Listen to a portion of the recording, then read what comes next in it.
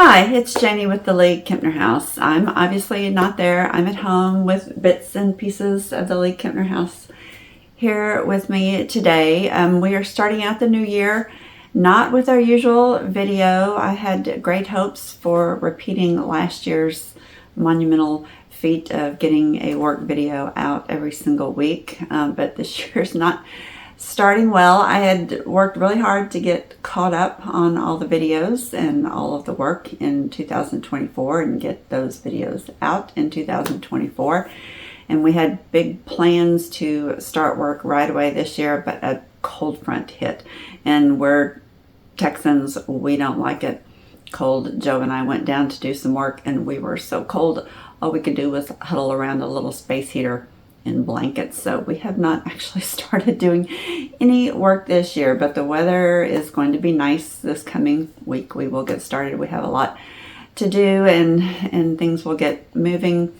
But for today's video, I did hold back a little bit of film for a rainy day, or in this case, a cold day, in case I missed something. So I have a treat for you. We've been doing some walkabouts of other great houses in Galveston, and I got an opportunity to go into a house that is rarely open to the public, and that's the Sealy Open Gates Mansion at 25th and Broadway.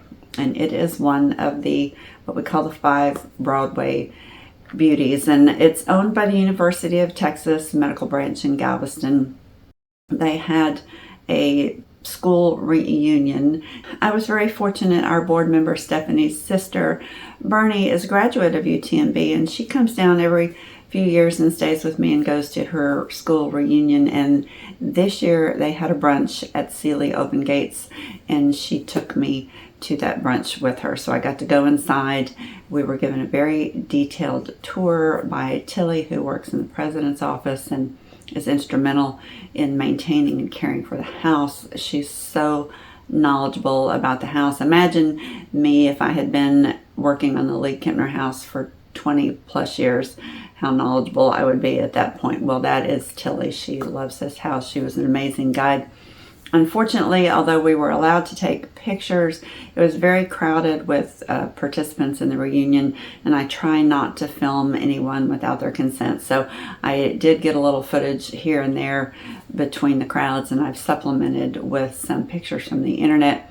But I wanted to show you this walkabout because it's such an incredible house. It has such an incredible history with the people who live there. I think it's just a fabulous story, and it's such an incredible story of how it has been maintained and repurposed into a high-tech conference center for UTMB. You've heard me talk about the Broadway Beauties, those 5 remaining grand homes on the north side of Broadway. Now, Galveston has many, many incredible homes besides these, but these were those original big brick and stone mansions that were built on Broadway in the late 1800s. Most have been demolished, which is a sad story in and of itself, but today you get a glimpse into one that's rarely seen and still exists. There are the 5 we talk about: the Walter Gresham House, better known as Bishop's Palace, the Moody Mansion, Ashton Villa, and of course the League-Kempner house. But that 5th one is something called Open Gates. It's the George Sealy home, and it's not open to the public. From the outside, it's amazing. So let's start with a little background about the Sealy family. There is so much history beyond just the house itself that I hope I can do this video without meandering too much. And full disclosure, I'm getting a lot of this verbatim from a handout I was given at the house. George Sealy followed his older brother John to Texas in 1857 and became part of a successful dry goods business with his brother and others known as the Ball, Hutchins and Company. George and John would have been contemporaries of J.C. League, and in fact, they were all close friends. The Sealy brothers became wealthy in their own right, and after some time, George married Magnolia Willis in 1875. She was 19 years younger, which seemed to be common among these businessmen. It feels like that there's a pattern that they first came and made their wealth, and then once they were very well established, they married when they had time to settle down. Magnolia came from wealth herself. She was the niece of Narcissa Willis, who built what became known as Moody Mansion. Narcissa built that after she was widowed. So basically, Magnolia's father and her uncle were brothers. Galveston was a small community, and all these wealthy families were intertwined in business and their personal lives. You hear the same family names over and over. Anyway, George and Magnolia had 4 children, 3 girls and a boy, when Magnolia gave birth to a 5th girl in 1885. Just after that birth, she's quoted as saying, "Sir, I'll give you a second son if you build me the finest home in Galveston." Whether true or not, that's exactly what happened. A year later, George sent his wife to New York City, where she hired Stanford White, who was a very famous and fashionable architect to the very, very rich and famous there. And true to her promise, the Seeley's second son, Robert, was born 2 years after Open Gates was completed in 1889. Stanford White has his own very, very colorful history. More on that later. But back to the house. So George purchased this piece of land for around $20,000. The house was built for a cost of about $125,000, so very close to what it cost to build the Bishop's Palace. Now, the architect, Stanford White, was located up in New York. So he worked on the plans there and sent them down to Galveston, and the actual construction was supervised by none other than our very own Nicholas Clayton, who you know as the architect who designed the League-Kempner house and the Bishop's Palace. In 1891, 2 years after the house was completed, Clayton designed and built the carriage house, which is a fabulous structure all by itself. I didn't get to go in there, but from the outside, it's amazing. The house was constructed of Belgian bricks, hand-cut Texas sandstone. It's got these incredible roof tiles and lots of incredible exotic wood. That's nearly 24,000 square feet. It's huge. And apparently it did have a full below-ground basement when it was built. I'm not sure how that would have worked with the water issues in Galveston. That must have been something. But this house is big. Stanford White also sold his private collection of Louis XV furniture to Magnolia Seeley to use in this home, and many of the original furnishings were generously donated to UTMB by the Seeley family members and remain in the house today. So the house is very, very original. So how did UTMB come to own the house? Well, that's a bit of a two-part answer. So when George's brother John passed away in 1884, John bequeathed $50,000 for charitable purposes. The purpose was undefined, so his widow Rebecca and his brother George got together and determined that the money should be used to build John Seeley Hospital in honor of John. And that actually led the Texas legislature to proceed with plans to establish the University of Texas Medical Department here in Galveston, which is now known as UTMB. So George Seeley was instrumental in founding Seeley Hospital. We have a lot of receipts from J.C. League donating to the hospital causes. So again, the wealthy businessmen in Galveston getting together and building the public infrastructure here. But looking forward in time, George Seeley's descendants wanted to honor that legacy, so they generously donated Open Gates to the University of Texas Medical Branch in 1969, with the express wish that it become a high-tech conference center that would be actively used to spread medical knowledge and collaborate worldwide. The Seeleys were very forward-thinking in their business activities and their public service activities, so it's very fitting. But because of that, there had to be extensive modifications and additions to the building. Now, we've talked before that there's no single right way to do a restoration or a preservation of a house.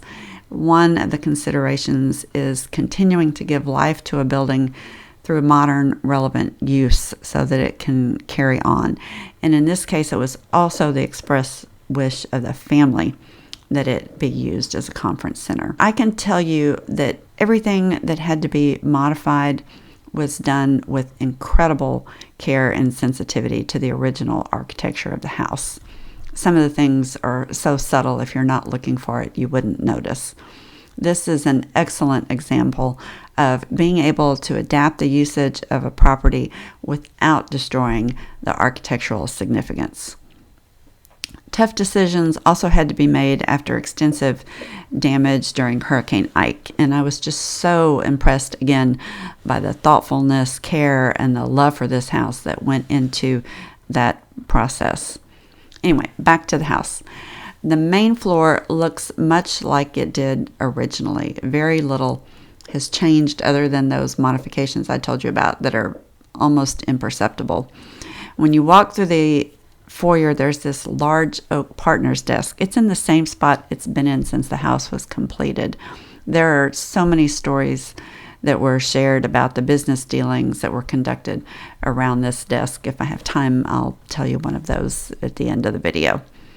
Anyway, the corner has a solarium with very large windows that could be opened to create cross ventilation throughout the home. And that room is dominated by a style lamp from Spain. We couldn't go in that room. I did find a picture online. They're doing the window restoration work there. It was full of tools. It was boarded up, but it's going to be fabulous, and it's in good hands with John McNatt and his crew. I did get to film in the dining room, and it was fascinating. It's Honduran mahogany furniture, the fireplace mantle. White designed a lot of the furniture there, 4 open gates, the sideboard, even the dining room chairs. And there was a story about damage done to them in Hurricane Ike. They were in bits and pieces. They were all picked up and collected and restored, and I think 11 of the original 12 remain today. Just a phenomenal story of restoration after Ike. The library was the other big primary room down on the first floor, and it had something fascinating in it. Well, one, everything's original there. The wall coverings, the paint, everything. It is so well preserved. But there's also this portrait of Alexandra White, who was the mother of Stanford White. Now, the painting's by Albert Thayer, and it's framed in this very ornate frame that White designed himself. So throughout his career, White designed a lot of furniture, not just the houses, but he also created these custom frames that were kind of integral to the finished piece of art. The frame style actually became known as the White frame. They're highly collected, phenomenally expensive. Go online and search Stanford White picture frame. You'll be amazed. There's actually even a gallery dedicated to just empty picture frames. Back to this portrait. It was not original to the home. It was found by a benefactor of UTMB who recognized it for what it was and the connection to the architecture of the house. So Dr. Burke Evans acquired the portrait and donated it to UTMB for its use here in Open Gates. So it's an amazing connection to the architect himself. Because of all the people in the house, I did not get a lot of video upstairs, but it was not as remarkable as downstairs. It's like the League house. All the pretty things and the showy things were downstairs. The upstairs was elegant but much simpler. And the bedrooms up there were originally 5, had been converted into conference space. Now, a couple of them had been combined to make larger rooms, but they did preserve all the beautiful detail of the crown and the character of the room. And then one of the things that they did, I think I told you they had to make some really hard choices after Hurricane Ike. They had a kitchen in that basement area, and a conference center needs a kitchen, especially if you're going to do special events. And they were not able to reuse the basement, so they had to relocate that kitchen. They chose to relocate it up on the 2nd floor in what used to be a nursery and living quarters for Agnes, who was an unmarried relative of the Seelys who came to be the nanny for the children. So they actually put that kitchen up on the 2nd floor and utilized that space. But again, you have to do things to make a house functional to keep using it, and it was the best decision that they could make. So there wasn't much to see. I did find one element very fascinating, and that's that each bedroom had a very large wooden ornate medicine cabinet. So even before John Seely passed away and donated a part of his fortune to create the medical school, the family was fascinated with medicine. Originally, there were 5 bedrooms in all. There was a 3rd floor that we used for storage, but it also was a place for the children to play. And so there was actually a stage area and seating area built up there so that the Seeley children could perform plays and musicals at home, which was a very popular trend in the Victorian age. The house did get a slight remodel and updating in 1915. But the most expensive renovation work was done by UTMB when it was adapted for use as a conference center. So one very interesting fact about the construction that Tilly shared with us, that the reason that this house was so easily adapted for technology without a lot of damage to the house itself or to the rooms themselves, is that the interior walls are not back to back like in the rooms like we would think of. They were actually made with a very large space in between, large enough for people to walk through.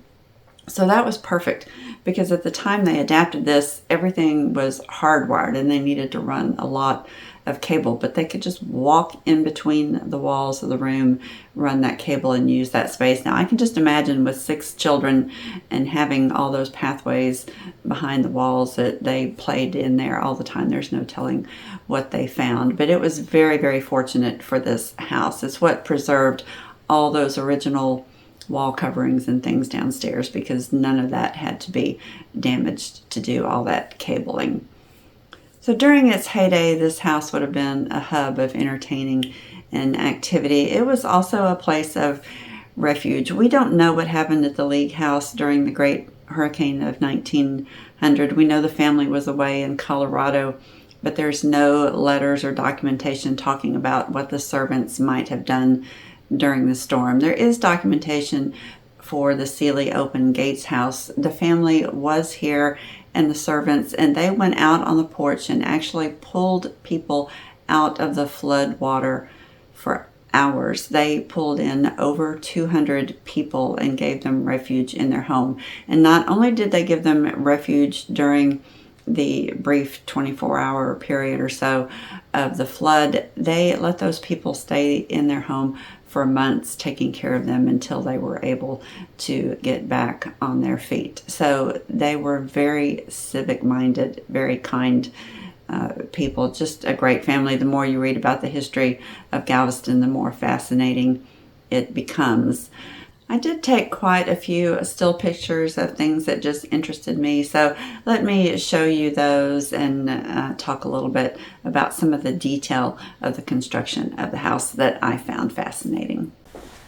So Stanford White believed that every surface was an opportunity to decorate and no style was off limit. He very freely mixed styles together, and you can see that all over the house. I mentioned before that the house was brick and sandstone, and you can see here that detailed sandstone carving, but look just how ornate everything is. This is an example of a modification they made. Look at all the can lights in the room, and above this gorgeous fireplace there's a very discreet slit in the ceiling. That's where a screen can drop down to the floor, covering the fireplace so that they can have video conferencing and use this as an actual conference room. I thought the can lights were an interesting juxtaposition with all the very fancy lighting throughout the house. And the detail on the brick was fascinating. So these were Belgian bricks. They would have had to have been shipped in, but they have lots of matching trim detail, and I'm wondering if these were made very specifically just for this house, given what I now know about Stanford White. I took this picture just because I thought the whole placement on the hinges was interesting, so that's kind of how my strange mind works. Notice they're not fancy either. They are plain, which was odd given how ornate the rest of the house was. I thought this was interesting. This is that same kind of orangey ochre color that we exposed in the dining room at the League-Kempner house. But here, instead of some kind of painting or hand painting around the ceiling area, along the chair rail, they have this very detailed urn and leaf pattern. All original to the house. This did not get painted over. This is just like it was the day that Stanford White designed and had this house built. Of course, the light fixtures everywhere are just gorgeous. This wall is in the dining room, and it's not leather. It's made to look like leather. It has all this very elaborate studding on the wall, but it's actually just a painted canvas. And in an earlier photograph I pulled from the internet, the color has changed. So I'm wondering when that choice was made to change the color. And I'm also wondering how they painted up and under all these studs without getting paint on the studs. Did they have to remove them? And of course, the windows are just incredible in the dining room. They are so ornate and over the top, and the light that it lets in from the east side in the morning was just gorgeous. I can't imagine cleaning these. I can't imagine having to paint and scrape these. They look to be in very excellent condition. And they really just highlight and make this room. And then, of course, I'm always fascinated by light fixtures. Here's another example of just some detailed studs on this wall. I can see what they say about Stanford White wanting to put ornamentation everywhere. This house is over the top, but at the same time extremely tastefully done, and everything harmonizes together. The fireplace marble reminds me of the marble of the dining room in the League-Kempner house, although our mantle is not as highly carved as this mantle. And another one of those Tiffany lamps that has the pulley system to raise and lower. And of course, some gorgeous stained glass windows. This table was fascinating. This was the children's table, until he relayed a story of Magnolia having a little trouble controlling the children. You can imagine lots of young children fighting about who gets to sit where. So she very cleverly handled that problem by writing the names of the children on the bottoms of the chairs in pencil. And as the child grew and graduated to the big table, she'd strike through the name and write the name of the next child. I'm not sure what this is. I loved it. I took about 15 pictures of it. I think it's the dumbwaiter. It does go up to the floor above. This is an electrical box, and just look how ornate and gorgeous it is. And of course, the sinks that we see in the bedrooms at the League house. This one was out in a hall area up near the top of the house. I'm assuming it was a place where servants could clean up between chores. And then that dumbwaiter continuing up. And just like our house, the bedroom floors were painted, the woodwork, but as you moved up towards this third floor attic storage space, it transitioned to a simpler stained wood.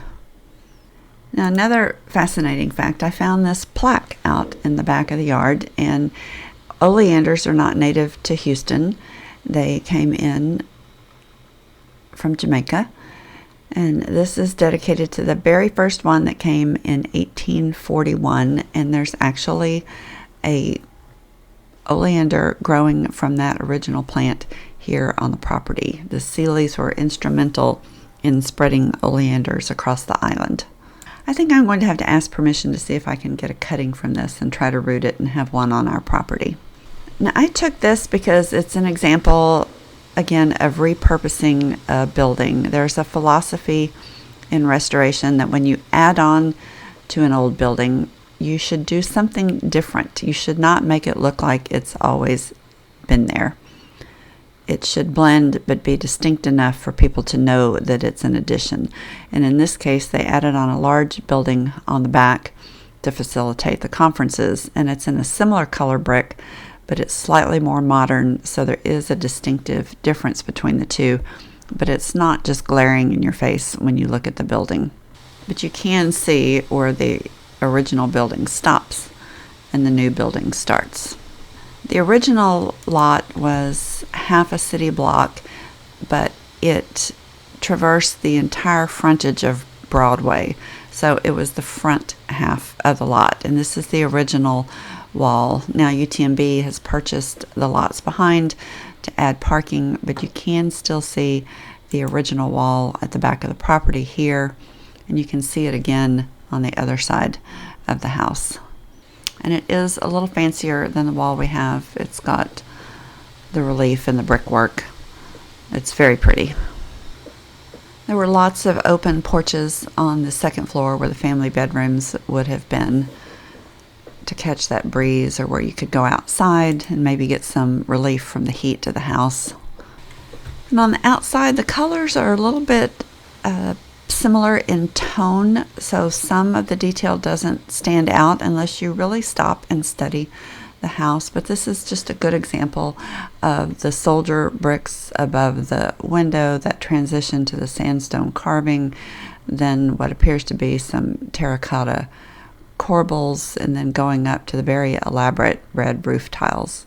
And then of course all the column detail, and you can just glance and see the ceiling detail in this little turret area.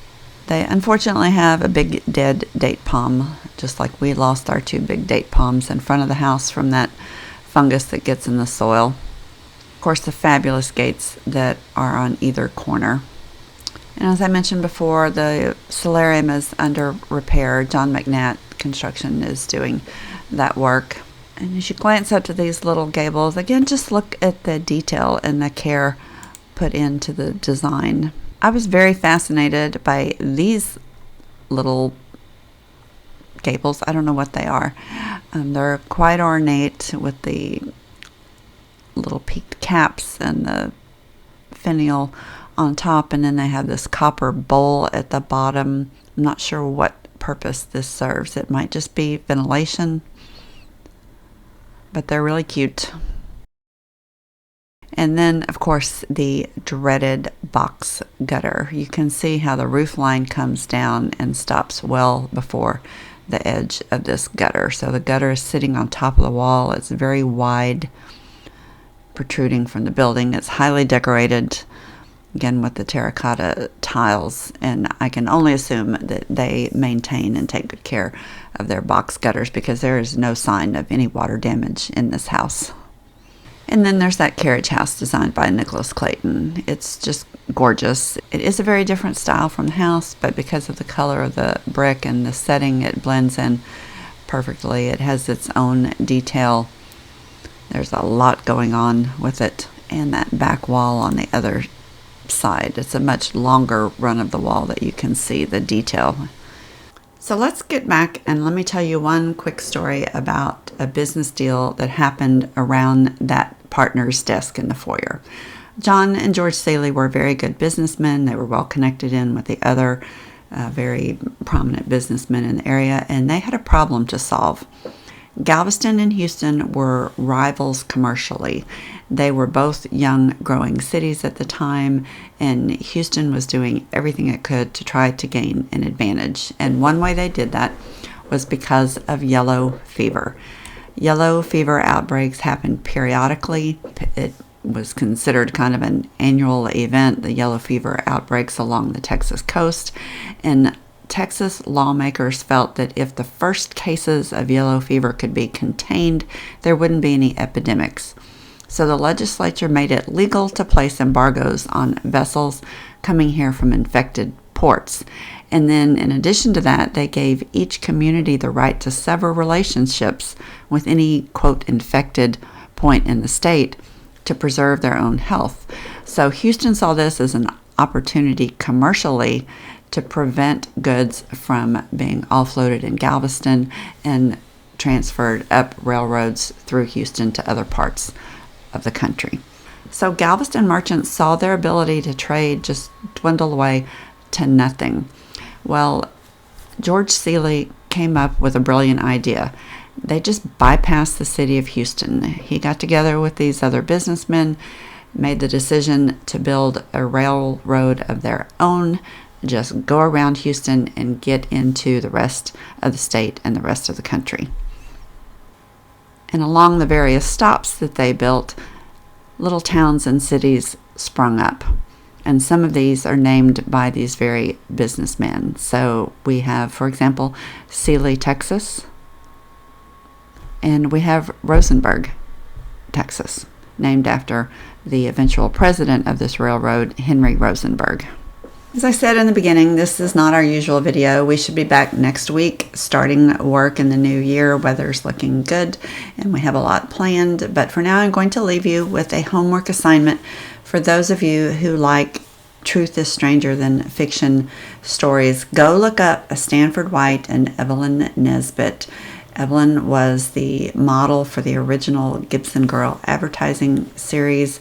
She was, how would you say, groomed by Stanford White, who apparently liked to have his way with virgins, and it all culminated in the murder of Stanford White. It is a fascinating story.